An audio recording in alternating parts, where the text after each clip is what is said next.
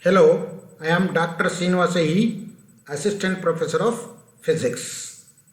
In this video, I am going to explain about the chapter Polarization, which is a chapter for 2nd BSc 3rd STEM students prescribed by Kuvempu University. This is the chapter in the paper Optics and Electrostatics. The learning objectives of this phenomena are concept of longitudinal and transverse waves, concept of polarization, concept of double refraction, concept of ordinary ray and extraordinary ray, concept of optic axis, concept of uniaxial and biaxial crystals and their examples, concept of positive and negative crystals and their examples. What are the prerequisites to study the polarization? First, we have to know the wave concept, the types of waves, electromagnetic waves, and the concept of refractive index. Introduction. Interference and diffraction phenomenon proved wave nature of light.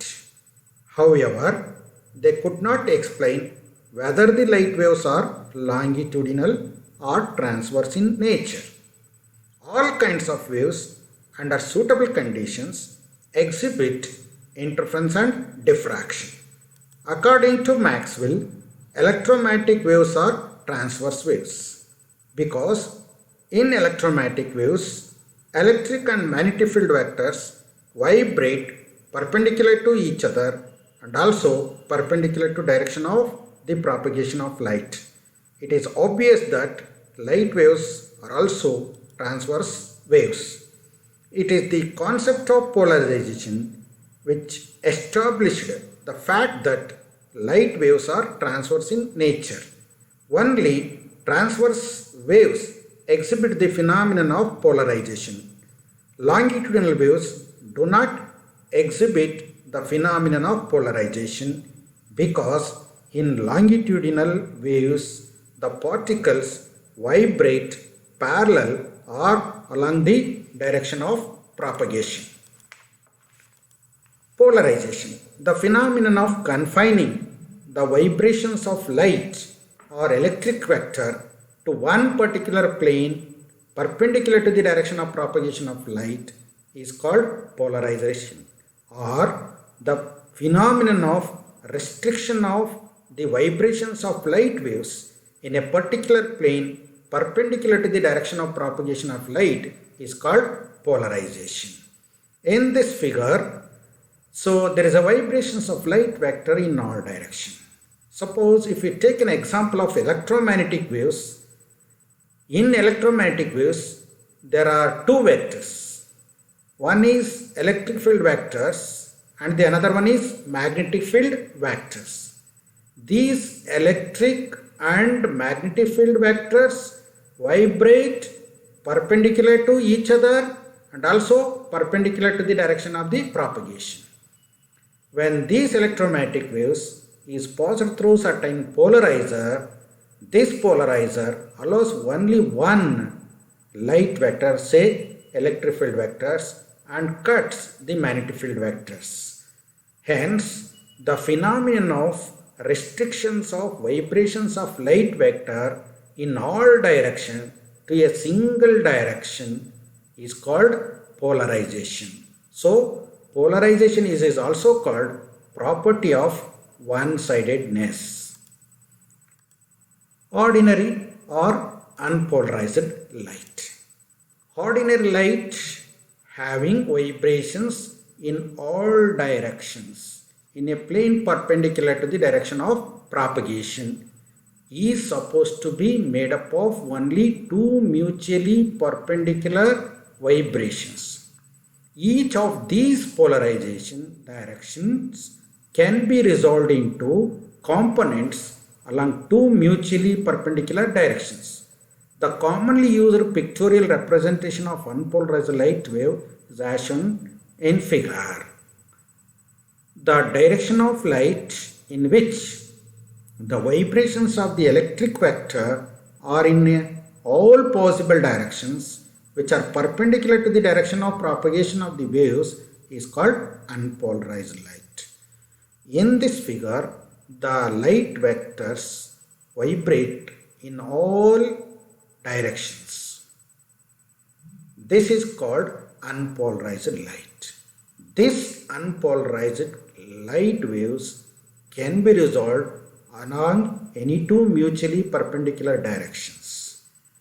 One is parallel to the plane of the paper and it is represented by the arrow marks. The another one is a dot. A dot represents vibrations of the light vector which are perpendicular to the plane of the paper. Hence, this light consists of two vibrations. Therefore, it is called unpolarized light. So, unpolarized light or ordinary light may be represented like this or like this, having vibrations parallel and perpendicular to the plane of the paper. Plane polarized light and its representation. If the vibrations of light are confined in a definite plane to the direction of propagation with respect to the time, then the light is plane polarized. Or plane polarized light is a wave in which the electric vector is everywhere confined to a single plane. This is the electromagnetic wave. In the electromagnetic wave, there are vibrations of the electric field vector and vibrations of the magnetic field vector. The red color vibrations indicates the vibrations of the electric field vector along x direction. The green color vibrations represent the vibrations of the magnetic field vector which are vibrate along the y direction or positive y direction. And these vibrations are perpendicular to the direction of the propagation of light, that is along z direction. The elimination of one of the vector, say magnetic field vector, results in a plane polarized light. So plane polarized light having vibrations in only one plane or directions. Therefore, it is called plane polarized light or linearly polarized light. In this diagram also, you can see this represents unpolarized light having vibrations in all directions. When this ordinary light is passed through certain polarizer, this polarizer allows the vibrations which are in only one particular direction and cuts the vibration in other direction. Hence, this light is a plane polarized or linearly polarized light. This diagram also represents, this is the ordinary light is passed through polarizer. The emergent light is a plane polarized light having vibrations in only one plane. Therefore, it is called plane polarized light. Representation of plane polarized light. How you represent the plane polarized light? In the last slide, we know about the unpolarized light and its representation. In this slide, we will see how we represent the plane polarized light. When the plane polarized light has got vibrations in the plane of the paper, they are represented as shown in the figure. When a vibration lies in a direction perpendicular to the plane of the paper, these are represented by dots as shown in the figure.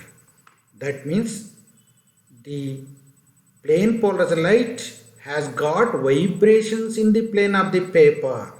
It is represented by the arrow marks, vibrations in the plane of the paper. Whereas vibrations are perpendicular to the plane of the paper, it is represented by only dots. So the dots indicates that vibrations are perpendicular to the plane of the paper. That means plane polarized light can be represented by these two diagrams. Parallel to the plane of the paper, vibrations are parallel to the plane of the paper, and the vibrations are perpendicular to the plane of the paper. Plane of vibration and plane of polarization. The plane containing vibration of light vectors and the direction of propagation is called plane of vibration. The plane ABCD. ABCD is called plane of vibration. Plane of polarization. The plane perpendicular to the plane of vibration in which no vibration occur is known as the plane of polarization. The plane EFGH is called plane of polarization. When ordinary or unpolarized light is passed through certain crystals like tourmaline crystal, this crystal has a special property which allows the vibrations of light vector which are parallel to the optic axis only. Hence, the vibrations of light vectors in the emergent light are parallel to the optic axis only, and it is in only one plane or direction. Hence, A, B, C, D plane is called plane of vibration in which the vibrations of light vector occur. The plane EFGH is called plane of polarization, and this plane of polarization is perpendicular to plane of vibration. Plane of polarization EFGH is perpendicular to plane of vibration, say ABCD. Double refraction. The phenomenon of double refraction was discovered by Erasmus Bartholonius in 1669. When a ray of unpolarized light is allowed to pass through certain crystals like calcite or quartz, it splits up into two refracted rays instead of one. This phenomenon is called double refraction or birefringence. The crystals which are exhibiting double refraction are called doubly refracting crystals and said to exhibit birefringence. This is the ordinary or unpolarized light. Is passed through crystals like calcite or quartz. It splits up into two refracted rays.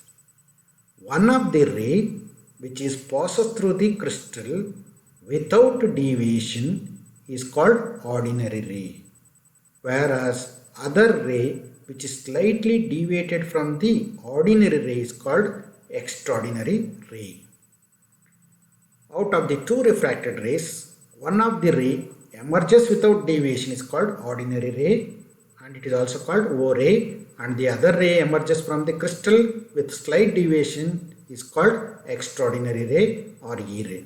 When the crystal is rotated about the incident beam as axis, the O ray and its image remains stationary, whereas E ray or extraordinary ray rotates about the O ray. The ordinary ray obeys the ordinary laws of refraction or Snell's law, whereas extraordinary ray does not obey the laws of refraction. So this is the crystal. When this crystal is rotated about the incident beam as an axis, the ordinary ray and its image remains stationary, whereas extraordinary ray and its image rotates about the ordinary ray or image.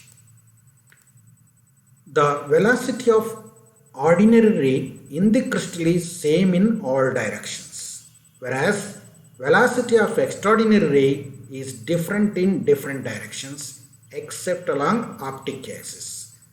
Refractive index of O ray is constant for the crystal material because the velocity of the ordinary ray within the crystal is same in all directions, whereas refractive index of E ray varies with the direction because velocity of E ray is different in different directions, and the refractive index mu is equal to C by V, where C is the velocity of light in air or vacuum and V is the velocity of the light in a medium. Both the rays are plane polarized with their plane of polarizations are right angles to each other.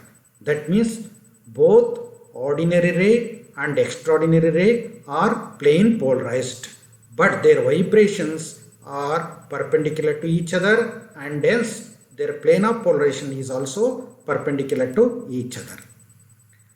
What is optic axis?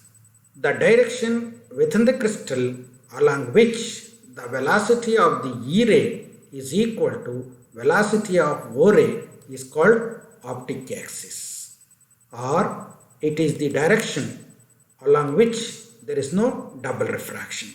Since along optic axis both O ray and E ray travels with the same speed, therefore there is no double refraction along the optic axis. So optic axis is the direction along which there is no double refraction. Dear students, remember that optic axis is a direction and not a line. The crystal is symmetric about it. That means symmetric about the optic axis. The velocity of the ordinary ray and the extraordinary ray along the direction of optic axis are the same.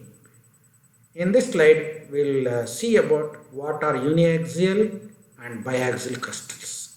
A crystal which has only one optic axis is called uniaxial crystal. In a uniaxial crystal, the two rays, ordinary and extraordinary ray, have the same speed only along one direction, which is the optic axis of the crystal. Examples of uniaxial crystals are quartz, calcite, tourmaline, ice, etc. A crystal which has two optic axes is called biaxial crystals. There are two directions along which the two rays have the same speed. That is, there are two optic axes. Examples of biaxial crystals are borax, mica, topaz, aragonite, selenite, etc.